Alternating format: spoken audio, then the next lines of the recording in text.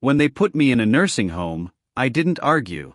I just smiled, the kind of smile that hides years of understanding. My son Michael stood beside my daughter-in-law, Linda, pretending to look sorry. My daughter, Claire, avoided my eyes. She was never good at confrontation. They said it was for my own good, that I was getting old, forgetful, fragile. But I wasn't. At 72, I was more aware than they thought. My body was slowing, yes, but my mind, it was sharper than ever. The truth was simpler: they were tired of me. My house, the same one I built with my late wife, had become inconvenient. They wanted to sell it. They wanted freedom, vacations, new cars, bigger dreams. And I was in their way.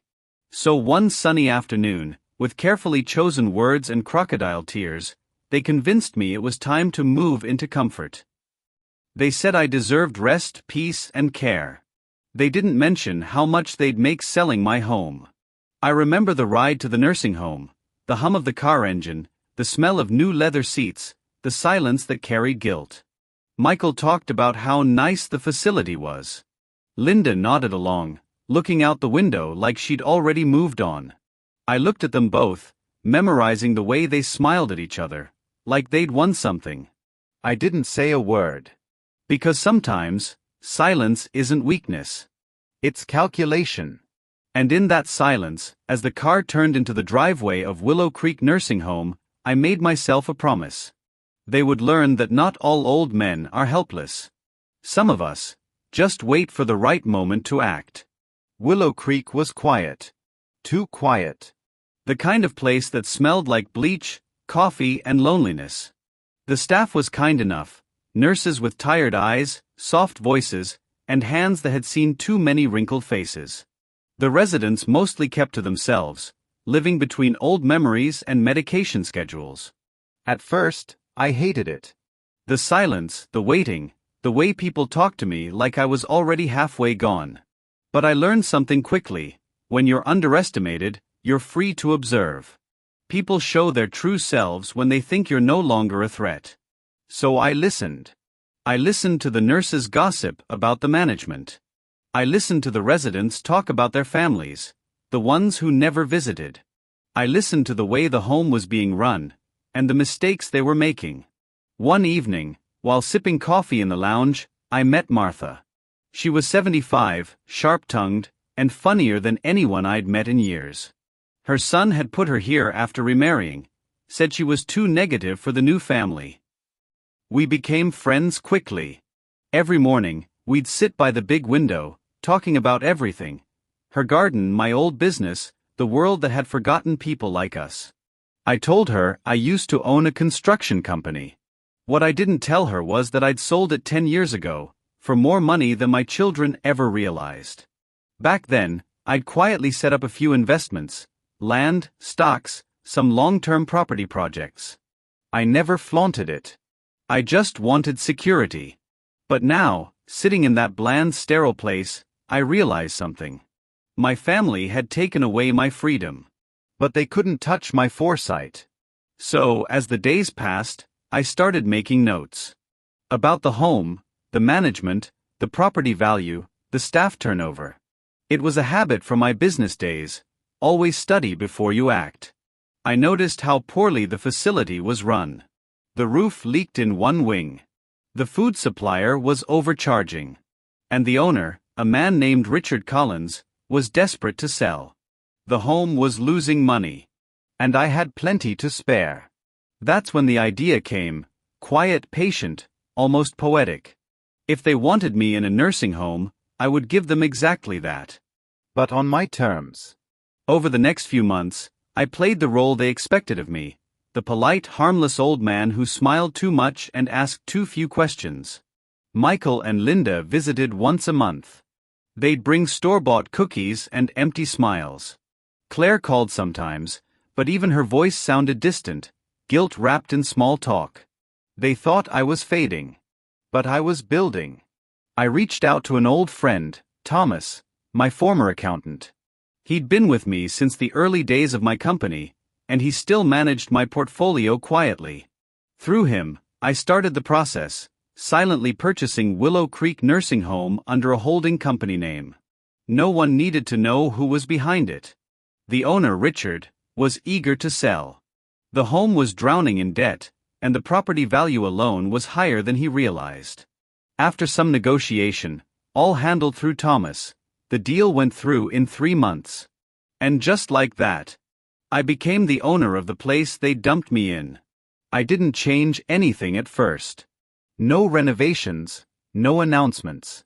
I wanted to understand the system from within. Being a resident gave me access most owners never had. I saw how the staff treated people when they thought no one important was watching. I saw which nurses genuinely cared, and which ones treated residents like chores. One night, I heard a nurse yelling at an old man who'd spilled his soup. She called him useless. I took note of her name. Slowly, quietly, I started restructuring things. I had Thomas hire a new operations manager under the holding company.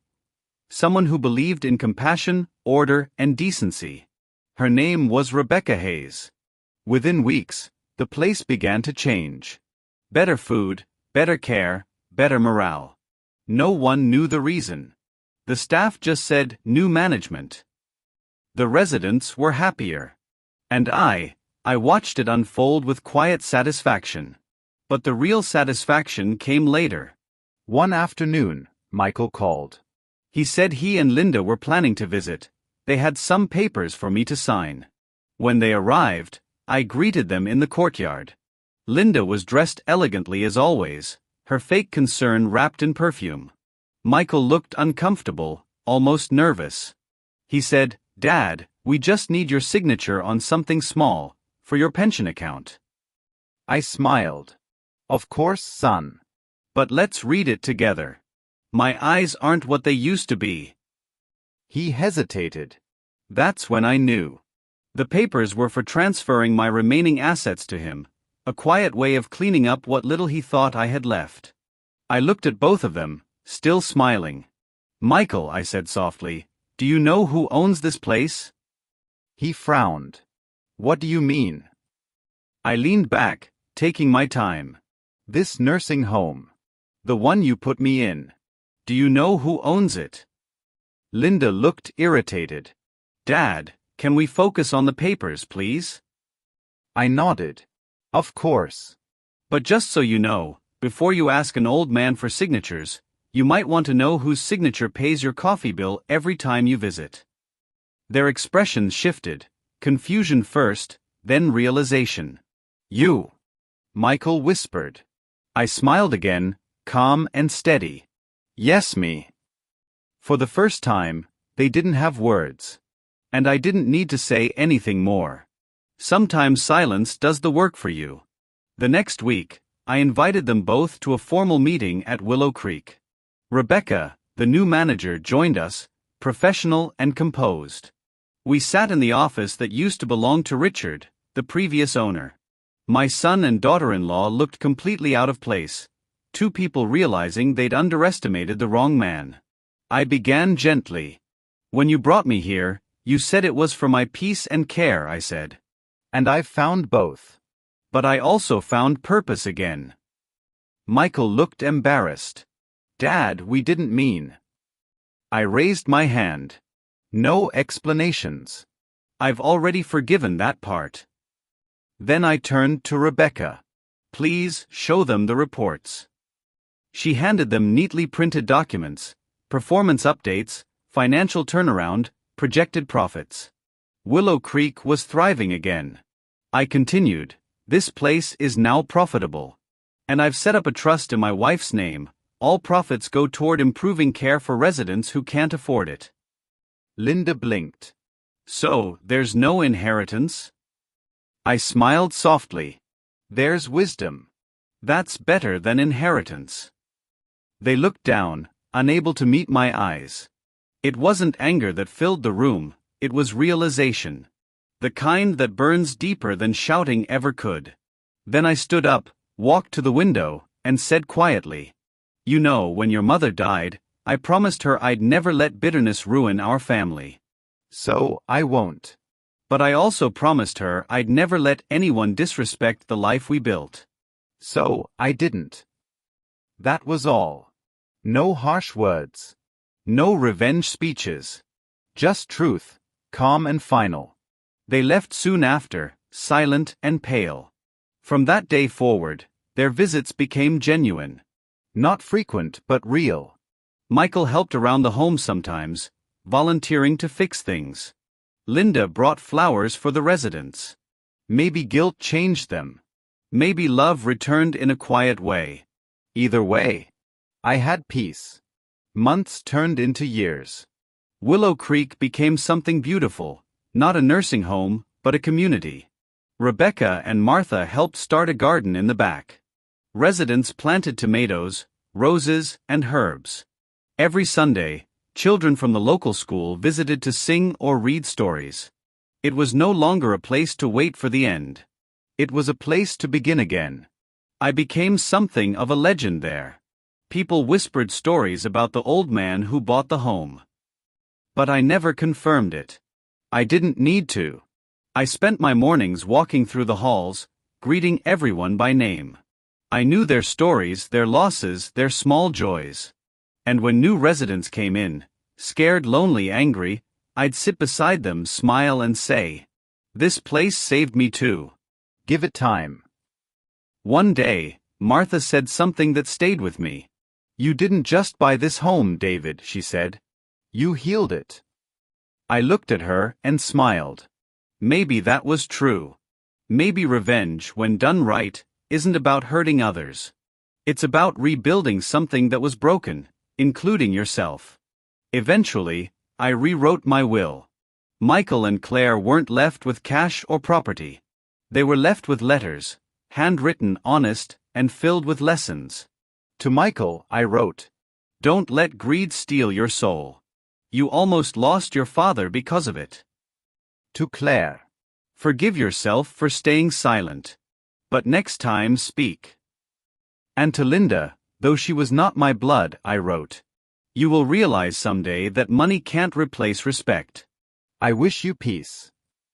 I sealed the letters, left them with Rebecca, and went for my evening walk. The sky was golden, the air gentle. For the first time in years, I felt lighter than I had in decades. I'm 81 now. My hands tremble a little, and I walk slower than before. But every step I take inside Willow Creek reminds me, revenge doesn't always come with noise. Sometimes, it comes with peace. People ask me if I regret what I did. I always tell them, no. Because it wasn't revenge. It was a reminder. A reminder that love and respect are earned, not demanded. A reminder that silence can be sharper than anger. And that time always tells the truth. My children visit on holidays now.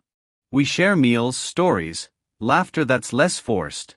We never talk about the past, but we don't have to. The lesson lives between us, unspoken but understood.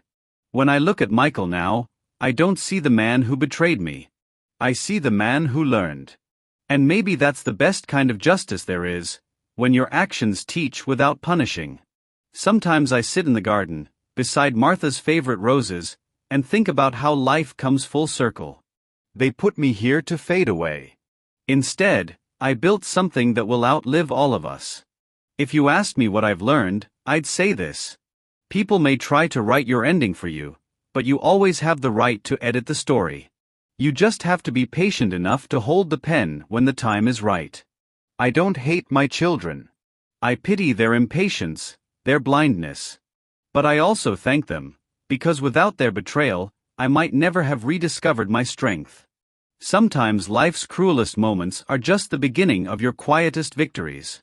So yes, they put me in a nursing home. But I secretly bought the entire place. And in doing so, I bought back my dignity, my peace, and my voice.